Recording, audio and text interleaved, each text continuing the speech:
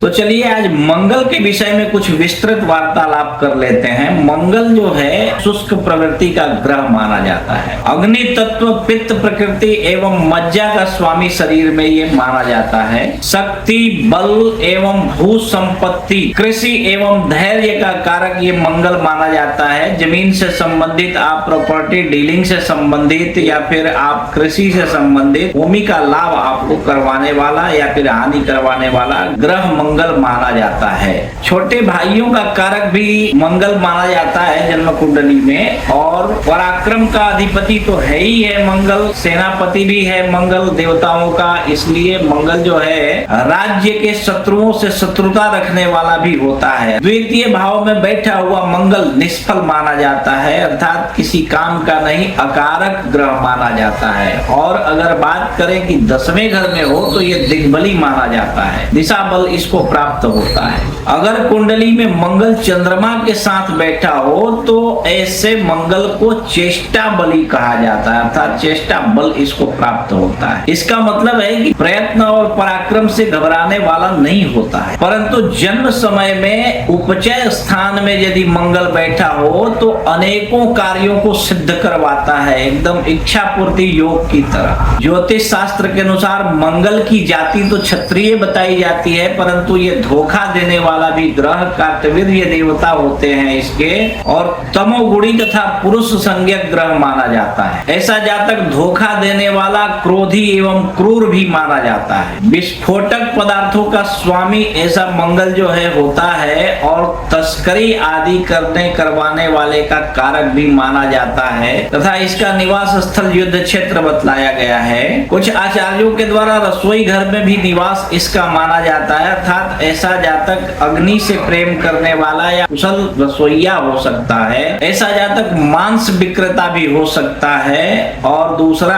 अग्नि स्थान या शस्त्रागार, या फिर यूं कहें कि ये मंगल गृहाधिपति भी होता है और दक्षिण दिशा का स्वामी भी माना जाता है। 1 और 8 तो इसकी स्वयं की राशि है। 10, 11 और 12वीं राशि में भी ये बहुत ही बलवान माना जाता है। मंगल हठी, साहसी, परंतु पराजय को अंत तक स्वीकार न करने वाला जातक को बना देता है। ऐसा जातक जो मंगल प्रभावी हो वो दूसरों को युक्तिपूर्ण तरीके से आपस में लड़वा करके भी अपना कार्य सिद्ध करवाना, अपना कार्य निकलवाना जानता है। अगर मंगल अच्छा हो तो काफी खर्चीला जातक को बना देता है और बेफिक्री बना देता है। किसी भी प्रकार की चिंता, टेंशन ऐसे जातक को नहीं होता है। सच्चा व्यवहार करने वाला भी जातक को बनाता है। सत्य भाषण करने वाला, सुधारवादी स्वभाव का, निष्कपटी और आचार भ्रष्ट भी ऐसा जातक हो जाता है। सुनारी का कार्य करने वाला भी देखा गया है। औषधालय, रसायनशाला या फिर सर्जरी या युद्ध का क्षेत्र ही इसका प्रिय स्थान होता है। हत्या के स्थान पर भी मंगल का बहुत ही विशेष रूप से प्रभाव माना जाता है।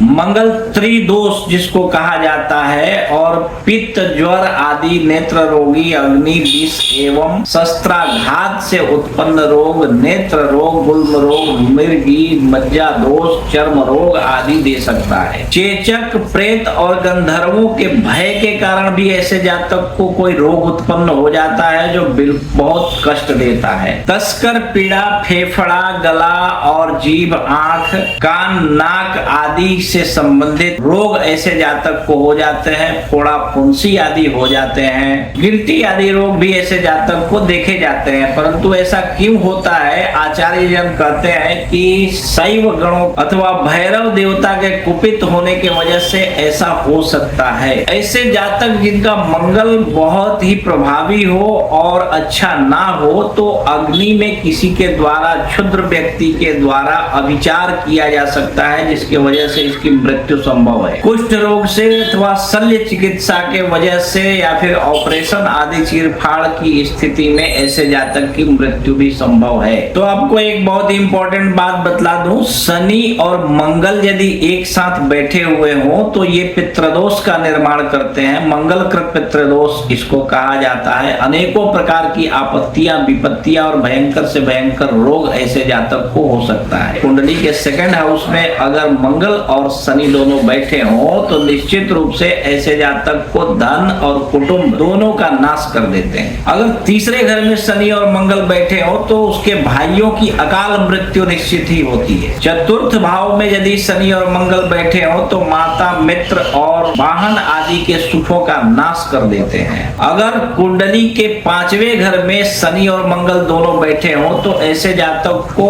उदर में बहुत पीड़ा हो सकती है, और अगर किसी स्त्री की कुंडली में ऐसा हो तो बार बार गर्भपात करवा देते हैं। अगर आपकी कुंडली के 6ठे घर में शनि और मंगल दोनों एक साथ बैठे हो तो ये शत्रुओं से बहुत ही भयंकर पीड़ा पहुंचवाते हैं। शत्रु का भय सदैव बना रहता है। परंतु 7वें घर में बैठ करके मंगल और शनि ऐसे जातक को बहुत ही झगड़ालू बना देते हैं। 7वें घर में मंगल और शनि बैठ करके तो यहाँ तक कहा जाता है कि पत्नी का भी नाश कर देते हैं, यानी स्त्री सुख का भी नाश कर देते हैं। अगर 8वें घर में शनि और मंगल बैठे हो तो निश्चित रूप से धन का नाश कर देते हैं, और 9वें भाव में यदि मंगल और शनि बैठे हो तो पिता के सुख का नाश करके अपकीर्ति देते हैं। अगर आपकी कुंडली के 10वें भाव में शनि और मंगल दोनों एक साथ बैठे हो तो चाहे जितने प्रकार के भी धंधा करे ऐसा जातक उसके सभी धंधों का नाश कर देते हैं तथा पिता के सुख की हानि कर देते हैं, राजा से दंड दिलवा देते हैं, ऐसे जातक को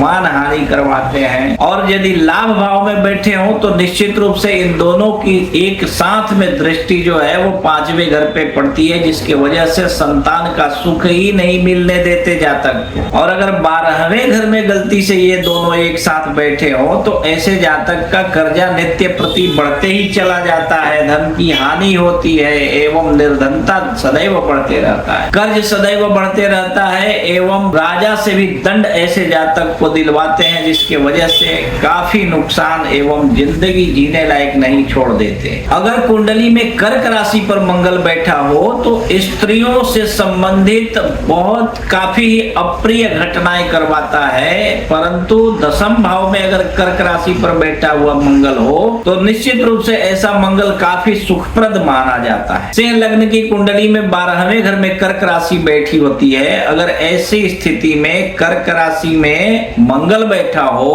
और संयोग से ऐसा मंगल बकरी हो तो निश्चित रूप से ऐसे जातक को ये बड़े बड़े फैक्ट्रियों का मालिक, कारखानों का मालिक बना देता है। एक्सपोर्ट इंपोर्ट का भी धंधा ऐसे जातक का हो सकता है। बहुत विस्तृत विशेष स्तर से इसका कार्यक्रम, इसका कार्य क्षेत्र जो है विस्तारित होता है। यदि किसी की कुंडली में धनेश, लाभेश और लग्नेश ये तीनों अगर किसी चर राशि पे बैठे हो, अलग अलग बैठे हो या इकट्ठे बैठे हो तो भी ऐसे जातक को विदेशों से विशेष लाभ का योग बनवाते हैं। मेष, सिंह या धनु राशि में मघा नक्षत्र में या फिर अश्विनी या मूल नक्षत्र में मंगल हो तो ऐसे जातक को ऐसा मंगल जो है अपने कुल का दीपक बना देता है। मिथुन राशि में बैठा मंगल उच्च श्रेणी का प्रवक्ता किसी भी क्षेत्र में, राजनीतिक क्षेत्र में हो या धार्मिक क्षेत्र में हो, बनाता है, साथ ही स्वाभिमानी भी बनाता है। तुला राशि का मंगल अंतःकरण को स्फूर्ति प्रदान करता है और कुंभ राशि में बैठा मंगल जातक को तत्ववेता बनाता है। मिथुन, तुला या कुंभ राशि में अगर मंगल बैठा हो तो ऐसे जातक को बहुत ही अहंकारी बना देता है, यहाँ तक कि ये अपने गुरु से भी अपने आप को उच्च समझने लगता है, बड़ा समझने लगता है। लग्न, तृतीय और 6ठे घर में बैठा हुआ मंगल जातक को साहसी तो बनाता है, पराक्रमी भी बनाता है, वीरता भी प्रदान करता है, परंतु ऐसे जातक झगड़ालू होते हैं। ज्यादातर मामलों में देखा गया है अकारण झगड़ा करते हुए चलते हैं, परंतु ऐसे जातक सैनिक, सिपाही भी बन सकते हैं अपने जीवन में,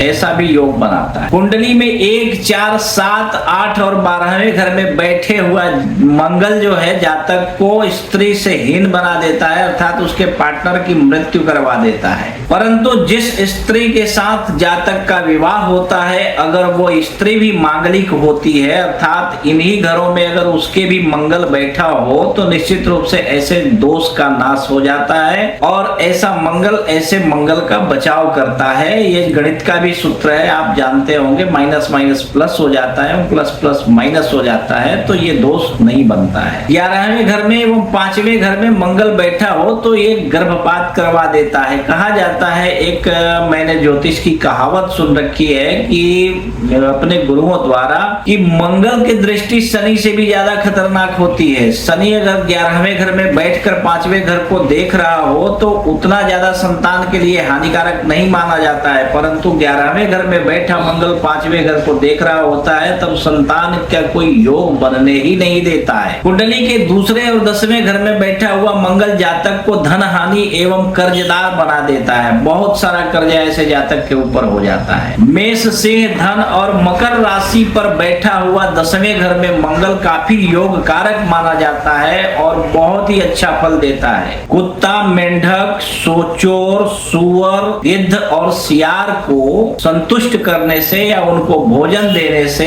ऐसा मंगल बहुत ही प्रभावी होता है और बहुत ही संतुष्ट होकर के बड़ा ही शुभ फल प्रदान करने लगता है। अगर आपकी कुंडली के अनुसार मंगल के वजह से आपके जीवन में कोई भी किसी भी तरह का कष्ट मिल रहा हो तो इन उपायों को आप कर सकते हैं। मेंढक, कुत्ते, सुअर, गिद्ध, चोर और सियार को भोजन दे करके अथवा किसी भी वजह से या उनको पाल करके उनको संतुष्ट करके आप मंगल की संतुष्टि प्राप्त कर सकते हैं। ऐसे में आपका मंगल शुभ फलदायी हो जाता है। तो इन सब बातों को आप अपने जीवन में अप्लाई करने से पहले मंगल की स्थिति का आकलन कर लीजिए। अगर आपको समझ में ना आ रहा हो तो किसी श्रेष्ठ विद्वान ज्योतिषी से अपनी कुंडली दिखाइए। कोई ना मिले तो आप हमें संपर्क कर सकते हैं। हम आपकी कुंडली देख करके आपको विस्तार से समझा देंगे।